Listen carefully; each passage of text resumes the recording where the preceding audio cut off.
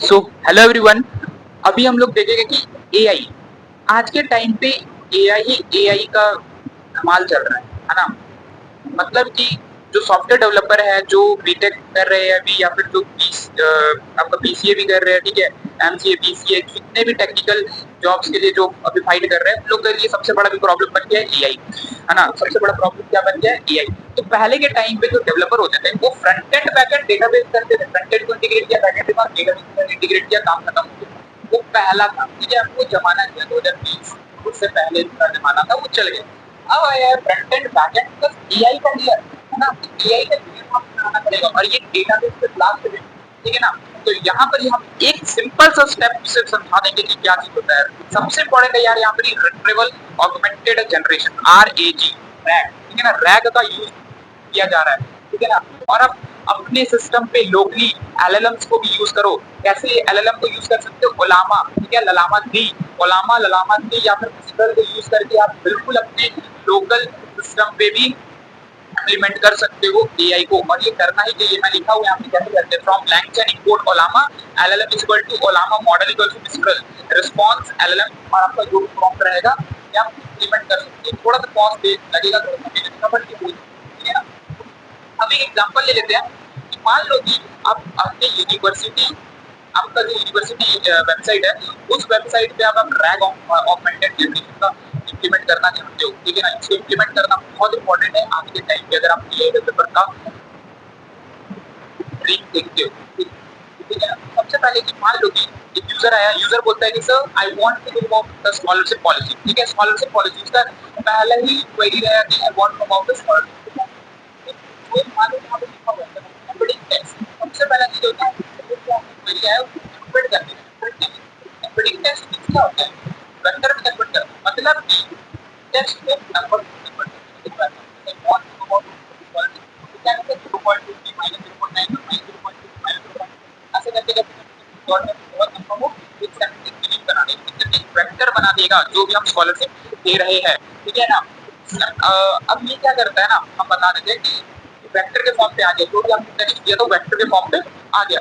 अब होगा क्या यहाँ पर? वेक्टर एक्चुअली आपका मीनिंग मैच नहीं करता है, ठीक है। सॉरी, आपका ये मीनिंग मैच करेगा, ये एग्जैक्ट वर्ड मैच नहीं करेगा, ये मीनिंग मैच करता है, ठीक है ना। जैसे आपने स्कॉलरशिप बोला आपने, तो स्कॉलरशिप से रिलेटेड जितने भी मीनिंग हो, फाइनेंशियल एड, हेल्प, जैसा भी जो जो सिनोनिम्स होंगे उससे रिलेटेड मीनिंग को वो मैच करेगा, एग्जैक्ट वर्ड मैच नहीं करेगा। जैसे स्कॉलरशिप दिखा तो स्कॉलरशिप वो मैचिंग वो नहीं करता है, वो मीनिंग मैच करेगा। जितने भी मीनिंग उससे सिनोनिम्स होंगे, जैसे स्कॉलरशिप से रिलेटेड जितने भी मीनिंग्स होंगे वेक्टर में, आपका वेक्टर डेटाबेस में जो स्टोर होगा वो सब क्या कर देगा, उसको कनेक्ट कर देगा, ठीक है ना। अब चलो वो हो गया बड़ी है। अब आता है vector database search. Vector database search, यहाँ पर वेक्टर डेटाबेस में ऑलरेडी मान लो कि आपका जो वेबसाइट है, आपका यूनिवर्सिटी वेबसाइट है, उसमें बहुत सारे डॉक्यूमेंट्स होंगे। आपका यूनिवर्सिटी का पॉलिसी होगा, उसमें टीचर्स के बारे में होगा, टीचर्स के बारे में होगा, स्कॉलरशिप्स के बारे में होगा, फाइनेंशियल एड्स होगा, ठीक है ना, फाइनेंशियल एड्स। फिर उसके बाद बहुत सारे चीज का डॉक्यूमेंट ऑलरेडी उसमें मौजूद, ठीक है ना।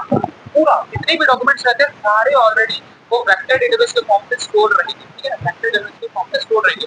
अभी वेक्टर क्या करता है? सिमिलैरिटी करता है, मतलब कि जो यूजर का क्वेरी है, यूजर का क्वेरी को कनेक्ट करेगा with nearest query, nearest vector, ठीक है ना। जो नियरेस्ट वेक्टर, जो जो नियर बाय वेक्टर्स को ढूंढना है, जो कनेक्ट कर लेना चाहिए, जो आपको आंसर देगा टू द डॉक्यूमेंट्स, ठीक है ना। हम ये क्या बना रहे हैं कि डॉक्यूमेंट यूज करके फाइनल आंसर देना। डॉक्यूमेंट्स के अंदर से आपको फाइनल आंसर देना, ठीक है ना। जैसे हम चैट जीपीटी में अपना डॉक्यूमेंट डालते हैं, क्वेश्चन पूछते हैं और वो आंसर देता है ना चैट जीपीटी में, तो वही हो रहा है रैग, रिट्रीवल ऑगमेंटेड जनरेशन, ठीक है। उस सिमिलैरिटी ऑफ किया, फास्ट फास्ट रिट्रीवल हो जाएगा। हम बताया था कि ऑगमेंटेड मीनिंग है, ठीक। अब देखो वेक्टर क्वेरी मतलब कि यूजर ने क्वेरी किया, नेक्स्ट डिपेंड हुआ वेक्टर डेटाबेस से, उसने नियर बाय जितने भी वेक्टर्स थे स्कॉलरशिप रिलेटेड उसने भी कुछ भी नहीं होगा। मान लो कि यहाँ पे वेक्टर डेटाबेस उन्होंने क्या किया, सर्च किया कुछ कुछ सेंटेंस, जैसे कि आपको स्कॉलरशिप का जो लास्ट डेट है 30, last date of scholarship is before 30, you can submit your scholarship form, and you must upload your financial income certificate and whatever academic certificate, ठीक है ना, जो भी आपको चाहिए वो एक निकाल के दे देगा। हाँ, एकेडमिक का इसका इसका सारा चीज वो एक सेंटेंस और प्रॉम्प्ट बना के दे देगा, और उसी प्रॉम्प्ट को बोल देते हैं हम लोग कॉन्टेक्स्ट प्रॉम्प्ट, ठीक है ना। तो ये वेक्टर डेरिवेटिव सर्च करके क्या करते हैं कि पूरा वेक्टर जितने भी नियर बाय वेक्टर से सारे वेक्टर को उसने क्या करते हैं कंबाइंड फॉर्म में सेंटेंस बना के देंगे। जितना बड़ा सेंटेंस आता है ना चैट जीपीटी में, डीपसीक में, बड़े-बड़े रिलेवेंट डॉक्यूमेंट को रिट्रीव करिए, जितने भी रिलेवेंट डॉक्यूमेंट्स थे उसको रिट्रीव करिए, है ना।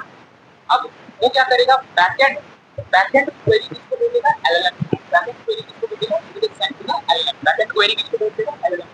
और फिर एलएलएम क्या कर देगा, आपको फाइनल आंसर दे देगा, ठीक है ना। लार्ज लैंग्वेज मॉडल आपको क्या देगा, फाइनल आंसर देगा कि you must upload your scholarship form before March 30 and you must be giving your financial certificate, जो भी income certificate and academic certificate, है ना, ये सब सबमिट करना है, ठीक है। तो आप यूज कर सकते हो यहाँ पे। अच्छा, एम्बेडिंग के लिए आप क्या यूज कर सकते हो, ओपन एम्बेडिंग यूज कर सकते हो, वर्ड यूज कर सकते हो, सेंटेंस ट्रांसफॉर्मर यूज कर सकते हो। ये कुछ टूल्स है जो एम्बेडिंग टेक्स्ट यूज कर सकते हो, ठीक है ना। एंड वेक्टर डेटाबेस के लिए आप इंपोर्ट फाइल ये सब यूज कर सकते हो। सो मैं इसीलिए ये सब चीज बता रहा हूँ क्योंकि आज के टाइम में ना आपका मेन कॉम्पिटिटर कोई डेवलपर नहीं बैठा। आज के टाइम पे मेन कॉम्पिटिटर आपका खुद एआई है। तो एआई से फाइट करना होगा आपको, ठीक है ना। तो आपका मेन कॉम्पिटिटर एआई है। एआई खुद को क्या कर रहा है आज के टाइम पे, एआई खुद को ही ट्रेन करते जा रहा है, खुद को ही ट्रेन कर रहा है। मैंने अभी खुद ही बता दिया कि रिट्रीवल ऑगमेंटेड जनरेशन कितना डेंजरस है, ठीक है ना। खुद को ही क्या कर रहा है, ये ट्रेन करते जा रहा है। So who is your main competitor, your competitor is AI, okay. No one will take your job but AI will take your job, है ना। कोई डेवलपर यहाँ पर ही आपको कॉम्पिटिटर नहीं है, ठीक है ना। जो डेवलपर एआई को यूज कर रहा है, एआई लेयरिंग करने सीख गया, वो आपका जॉब खाएगा, वो आपका कॉम्पिटिटर है। So that is why work hard and मेहनत करते चलो। कोई भी डाउट हो हम लोग फिर से कनेक्ट होंगे इस चीज के ऊपर, ऐसे ही वीडियोस आते रहेंगे। सो प्लीज सब्सक्राइब कर देना, लाइक शेयर कर देना। Thank you.